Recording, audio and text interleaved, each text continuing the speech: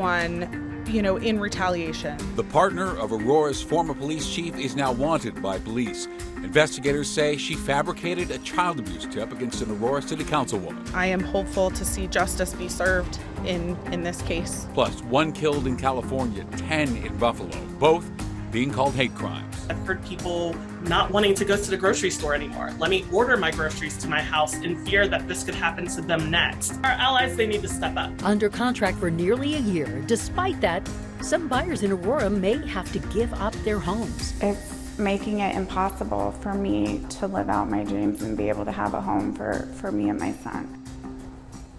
Good evening, and thank you for joining us for Denver 7 News at 5. I'm Ann Trujillo. I'm Shannon Ogden. Glad you're with us tonight. We're going to begin with an alleged false child abuse report made to police by the partner of former Aurora Police Chief Vanessa Wilson. It was made against Aurora City Councilwoman Danielle Jurinsky, and now a warrant is out for the arrest of the partner of former Chief Wilson. And Denver 7 investigative reporter Jennifer Kowaleski is joining us live in the newsroom. And Jen, Jurinsky believes this is in retaliation for comments that she made about Wilson before she was fired. Shannon and investigators also believe it was retaliation for, as you said, those outspoken comments against the now former police chief. And the timeline also adds up. A felony arrest warrant has been issued for former police chief Vanessa Wilson's partner, Robin Nicita. The Arapahoe County Sheriff's Office says Nicita called DHS the day after Aurora Councilwoman Danielle Jurinsky called then police chief Vanessa Wilson trash on a local radio show. In Nicita's complaint to social services, investigators say that she told caseworkers that the councilwoman sexually assaulted her own toddler in front of coworkers. Serious allegations Human Services found to be completely false.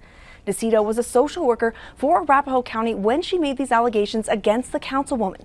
She has since resigned. Jurinsky says she's being used to being attacked for being outspoken, but this was in a completely different arena. The other attacks, every other attack that has come my way, I can handle on my feet, and I can fire back and I can fight back. You involve my child and it brings me to my knees, and it becomes a different kind of fight. Councilwoman Jurinsky's attorney says DHS should now be conducting a full review of every case that Nicita ever touched. Coming up at 6, we sit down exclusively with an emotional Councilwoman Jurinsky. She goes into greater detail about the impact this investigation has had on her and her entire family. For now, we're live in the newsroom. I'm Denver 7 investigative reporter Jennifer Kowaleski. We look forward to seeing that at 6 o'clock. Thank you, Jen. And you can read more of Jen's in-depth report on the allegations made and what led up to the warrant out for Nicita's arrest. And that story is up right now on thedenverchannel.com. And new for you at 5 o'clock, Abbott Laboratories has reached an agreement with the FDA to reopen its largest domestic factory and restart production of baby formula. It'll take at least 2 months after production resumes for Abbott to start shipping out the formula. Now, this is a key step toward easing a nationwide baby formula shortage. The FDA is expected to make an announcement also about importing baby formula from other countries in the next few days. Now, Abbott stopped production after inspectors found evidence of deadly bacteria. Abbott maintains there is no evidence linking its formula to 4 sick infants, which include 2 deaths. Nearly a dozen people are dead after mass shootings in Buffalo and Los Angeles this weekend, and police are now calling both shootings hate crimes. In Buffalo, the shooter targeted a grocery store in a predominantly black neighborhood and wrote a 180-page document filled with racist and anti-Semitic rhetoric.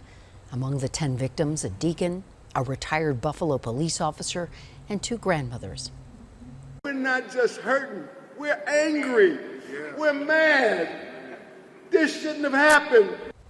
President Biden and the First Lady will be visiting Buffalo tomorrow to speak with victims' families and law enforcement. And the president says he'll address this on all fronts, including the suspects' ties to white supremacy and the need for greater gun control. Denver 7's Micah Smith in the studio now.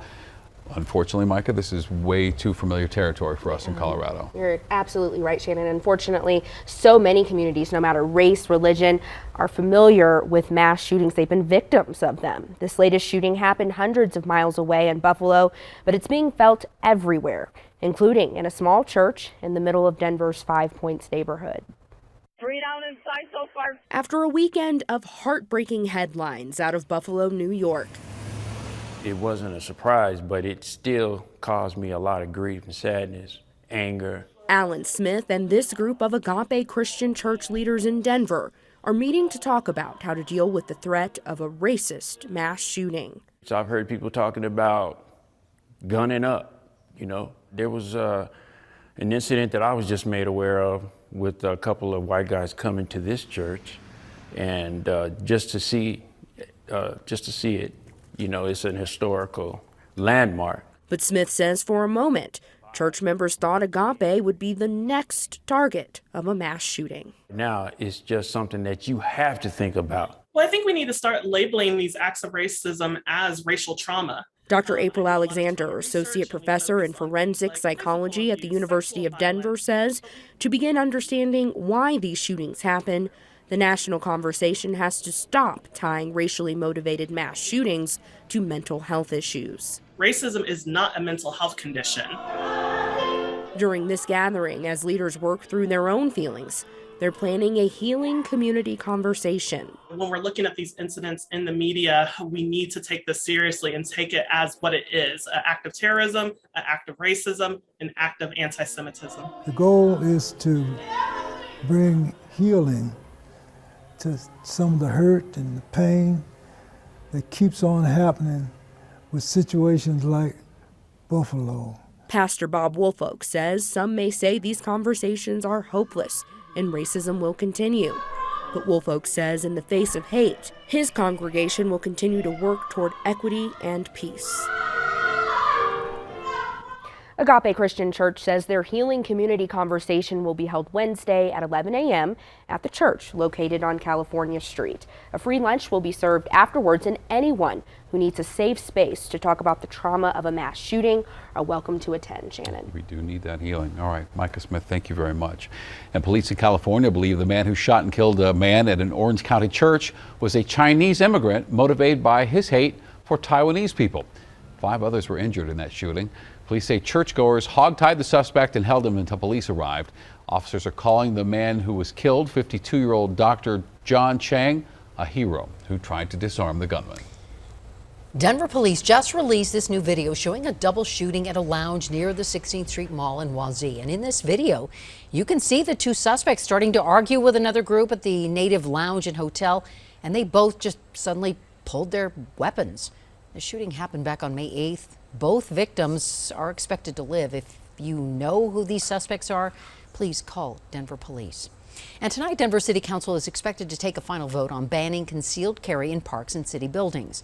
Councilmember Candy Cerevaca says she plans to add an amendment to have parks taken out of the legislation. If that happens, council members will have to hold another vote at a later date. Also, council will be voting on adding more halo cameras around the city to help reduce crime. There are currently 259 halo cameras set up around Denver, and the entire proposal would cost the city $1.4 million. The High Park fire burning near Cripple Creek has grown. It's now 1,500 acres and 27% contained. An evacuation center has been set up at Woodland Park High School for areas under pre-evacuation notices. We all know it's hard to buy a house in Colorado, and some Aurora home buyers thought they'd finally found their forever homes until bureaucratic red tape got in the way. And they are reaching out to contact Denver 7's Jacqueline Allen to help expose what they call a battle between David and Goliath. What I love about this is the open floor plan. For more than a year, Christina Pritchard has been dreaming about the day this brand new Aurora condo in Sorrel Ranch would be hers. I have been working all the overtime in the world just because I had to come up with my down payment. She signed the contract in April of 2021. From the groundbreaking to the FHA loan, the single mom and her teenage son have been doing everything right until everything went wrong. Because I don't know if it's going to be mine.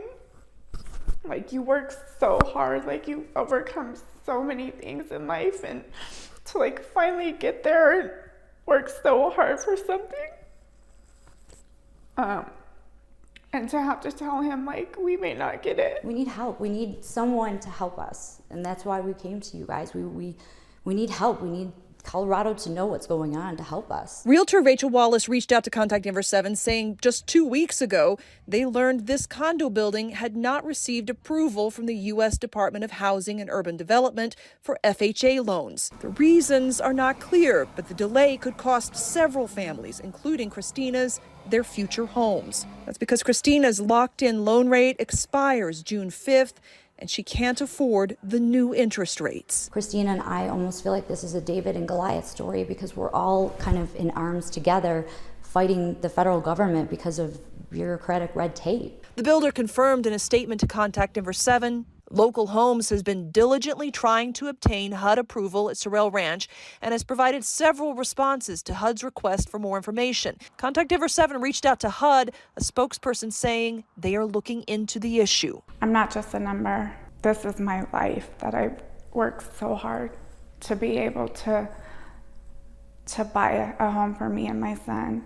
Christina had already packed up her apartment, now says the worst part is not knowing if the federal government is going to help her or leave her without a home. It's having such a huge impact that I just think the story needs to be heard. Something needs to be done because something's broken within the system. Reporting for Contact Denver 7, I'm Jacqueline Allen.